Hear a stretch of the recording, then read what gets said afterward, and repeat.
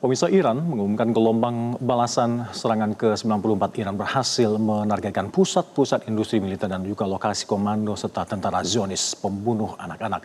Korps Garda Revolusi Islam Iran meluncurkan rudal-rudalnya dengan sandi Ya Ummul Badin.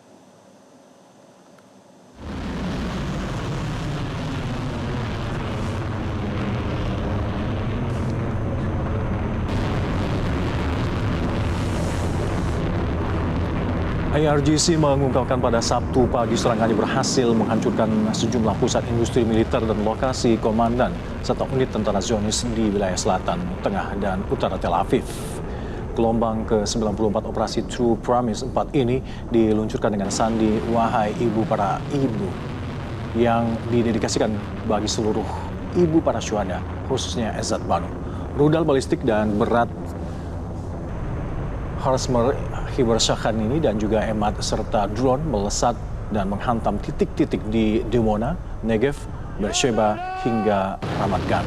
Perjalanan pasukan perlawanan ini juga dilakukan oleh Yaman dan juga berhasil menargetkan wilayah Palestina yang diduduki oleh Zionis Israel dengan tembakan rudal balistik.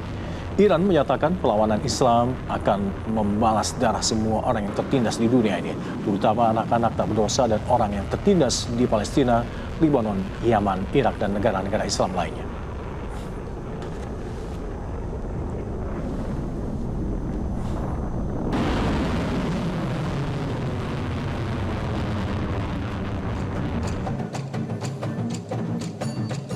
Sementara itu, sebelumnya pada gelombang serangan ke-93, Iran berhasil menghantam pusat dukungan tempur dan titik kumpul tentara Zionis di wilayah barat Al-Jalil, Haifa, Kafr Kana, dan Krayot.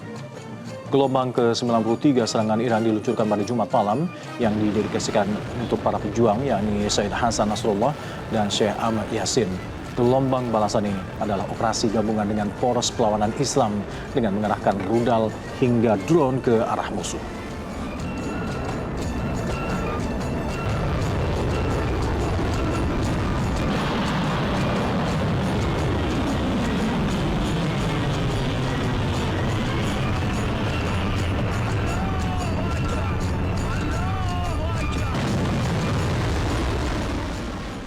Sementara itu, Iran berhasil menembak jatuh drone Lucas milik Amerika Serikat dan jatuh ke perairan Teluk Persia. Iran mengumumkan telah menembak jatuh drone bunuh diri Lucas milik tentara teroris Amerika Serikat. Drone ini jatuh ke perairan Teluk Persia usai ditembak jatuh oleh sistem pertahanan udara IRGC. Drone yang desainnya meniru drone Shahid milik Iran ini ditembak di langit wilayah Sirk Provinsi Rogozan. Setelah itu, drone militer Amerika Serikat ini jatuh ke perairan dan sisa puing-puingnya mengambang di permukaan perairan Teluk Persia.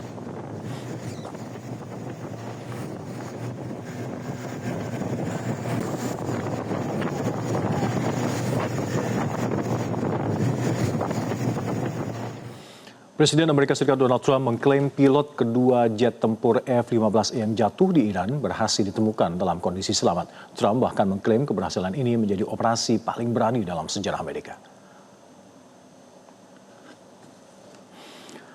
Dalam unggahannya di akun Truth Social, Trump mengumumkan bahwa salah satu anggota awak pesawat tempur Amerika yang jatuh di Iran telah berhasil diselamatkan. Trump menyebut militer Amerika mengirimkan puluhan pesawat yang dipersenjatai untuk menjemput sang pilot ini. Pilot ini dikatakan mengalami cedera namun akan baik-baik saja.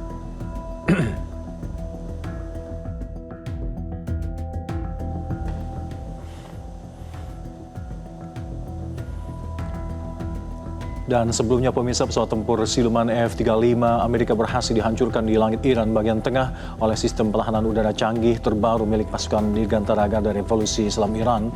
Dan Iran mengungkapkan pesawat tempur ini berasal dari skuadron Lakenheath. Terlihat pesawat kebanggaan Amerika Serikat ini hancur total.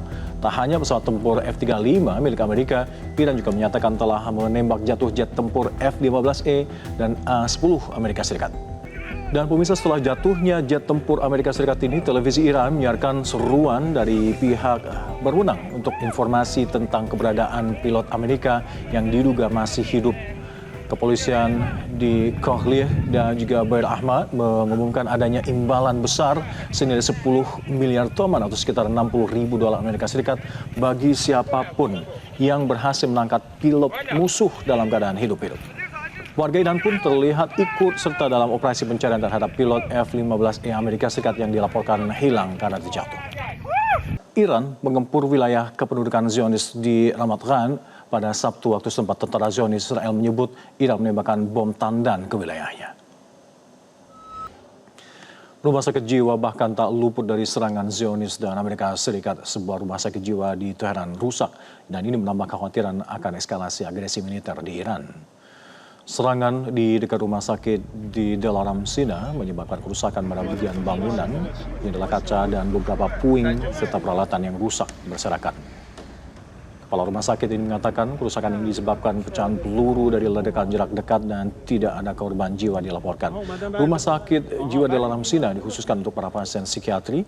Pasien yang dirawat di rumah sakit ini adalah pasien dengan kecemasan, stres sebagai akibat dari insiden sebelumnya.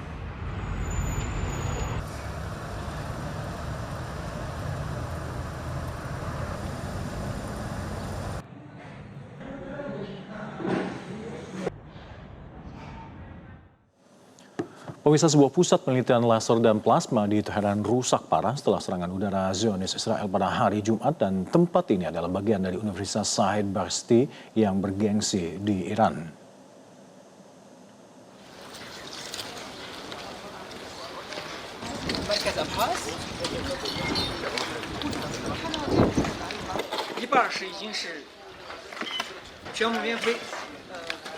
Dapat Anda saksikan pemirsa, bangunan yang rusak ini dikelilingi puing-puing, dinding runtuh dan juga pintu serta jendela yang pecah berserakan di Universitas Shahid Barsti di Teheran.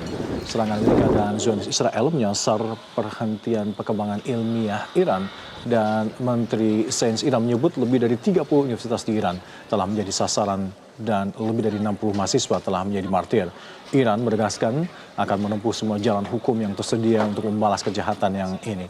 Perdana Menteri Israel Benjamin Netanyahu menyebut pihaknya telah menyerang pabrik petrokimia Iran serta berjanji untuk terus menghancurkannya.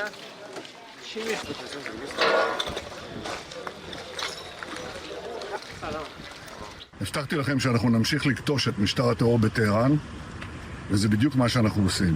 אחרי שהשמדנו להם 70% ביכולת ייצור הפלדה, שמשמש להם חומר גלם לכלי הנשק נגדנו, אנחנו היום תקפנו את המפעלים הפטרוכימיים שלנו. אנחנו נמשיך לכתוש אותם, כפי שהבטחתי, מועדים לשמחה. Sebuah rekaman video menunjukkan kehancuran di kompleks keagamaan Syiah di Zanjan, sebuah kota yang ada di barat laut Iran.